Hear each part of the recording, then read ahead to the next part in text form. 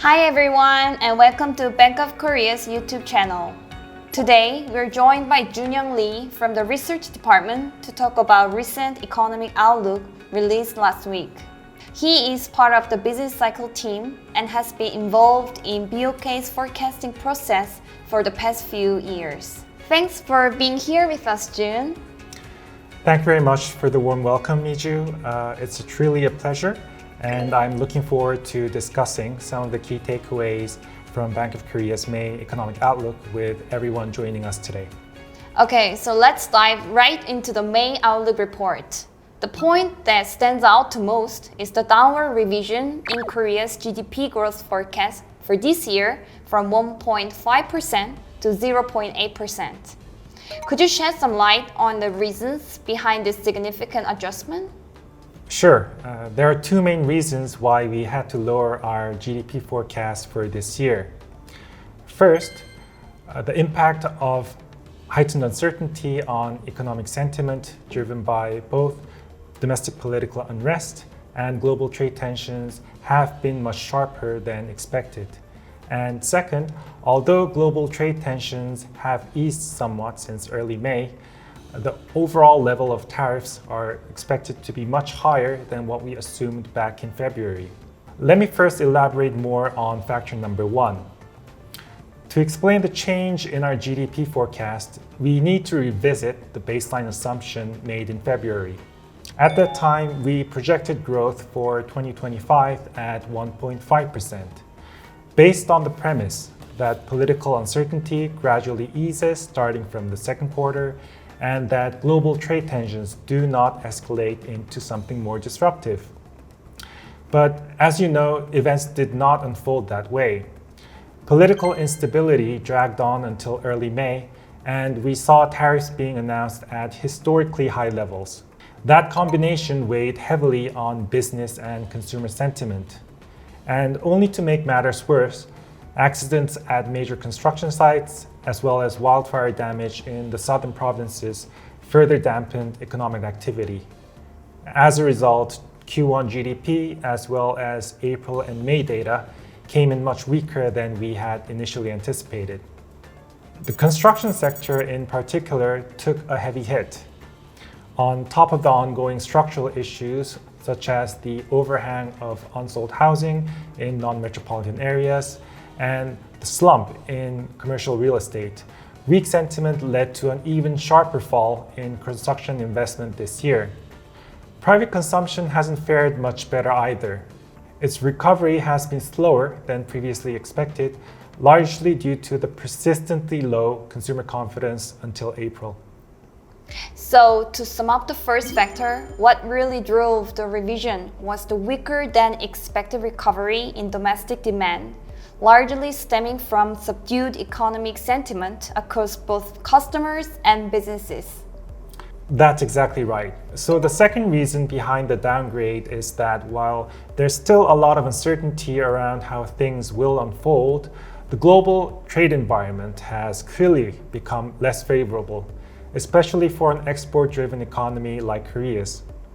Now, even with the postponement of reciprocal tariffs and some progress in US-China trade talks, overall tariff levels remain significantly higher than before. We're still assessing the full impact of the latest US trade measures, but early signs of pressure are already being detected. Korea's exports to the US dropped by approximately 10% year-on-year in April and May. I should note that part of that drop reflects a high base from last year, but even with that in mind, we're still expecting a notable slowdown in the second half.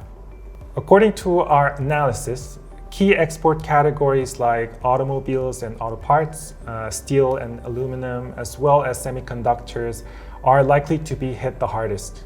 Through direct, indirect, and possibly unintended windfall channels, we expect a decrease in exports to the US for each of these product groups to pull down total GDP exports by 0.7, 0.2, and 0.1% respectively. And even beyond hard data, heightened trade policy uncertainty in itself will hinder corporate decision-making, particularly around investment. At this point, US tariff policy is the biggest uncertainty factor that could affect our outlook. So if it's all right by you, I would like to circle back to it at the later part of today's session. Not a problem. We'll definitely come back to that. But for now, let's shift gears to CPI inflation. What's interesting is that even with the downward revision to GDP growth, the inflation outlook has remained relatively steady compared to the path in February. So CPI inflation is projected to hold steady at 1.9% for 2025 and then fall slightly to 1.8% next year. And it's a fair point. Lower GDP growth would typically suggest a softer inflation outlook. But what we've been seeing recently is more of a tug of war. On one hand, weak domestic demand, falling oil and agricultural product prices have been putting downward pressure on inflation.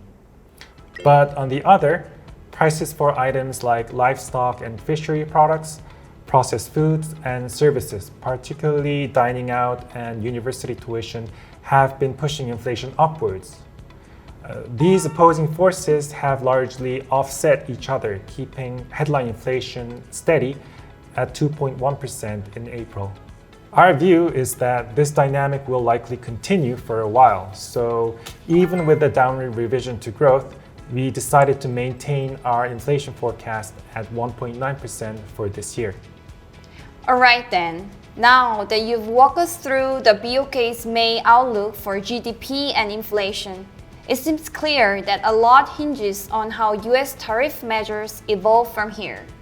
I'm guessing that's why the report includes a fairly detailed scenario analysis. Can you give us a quick rundown of what that covers?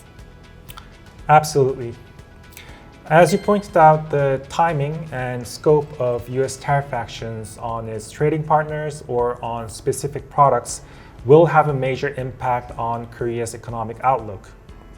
And considering the extremely unpredictable nature of the current situation, it seems only sensible that we have a possible range of outcomes.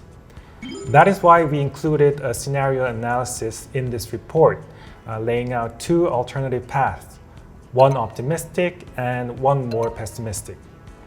But just to be clear, these alternative scenarios are not necessarily conclusive predictions. They are designed to give a sense of how the outlook may shift if the baseline assumptions do not hold. So it's more of a way to help the readers understand the possible range of outcomes that could eventually happen if conditions shift materially in either direction. Let me first start with the baseline scenario that underpins the main forecast we've been discussing today. In this base case, we assume that the current tariff structure stays largely intact. A 10% universal rate and a 25% rate on specific goods like automobiles and parts, steel and aluminum remain. On top of that, we expect a new 10% tariff to be introduced on semiconductors and pharmaceuticals in the second half of the year. Altogether, that would push up the effective tariff rate on Korean exports to the US at around 15%. Under this scenario, as you know, we expect GDP growth to be at 0.8% for 2025 and 1.6% in 2026. CPI inflation is forecast to remain steady at 1.9% this year and 1.8% next year. Now, in our optimistic scenario, we assume that negotiations between the US and its major trading partners end on a positive note. In this case, product-specific tariffs are unified at around 10%, which brings down the effective tariff rate on Korean exports to around the same level of 10%.